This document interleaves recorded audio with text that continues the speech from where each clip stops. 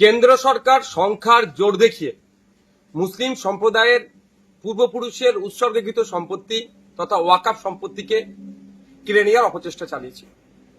যখন পার্লামেন্টের উভয় কক্ষে পাশ হয়েছিল এই বিল আইনে পরিণত করার জন্য, তারপরে পরেই সারা রাজ্য জুড়ে সারা দেশ জুড়ে প্রতিবাদ সংঘটিত হয়েছে এবং এইটা সুপ্রিম কোর্টেও চ্যালেঞ্জ হয়েছে।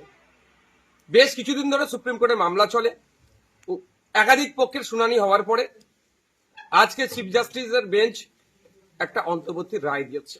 এই রায়ে কিছুটা স্বস্তি মিললেও সম্পূর্ণরূপে এটা সুরাহা এখনো হয়নি।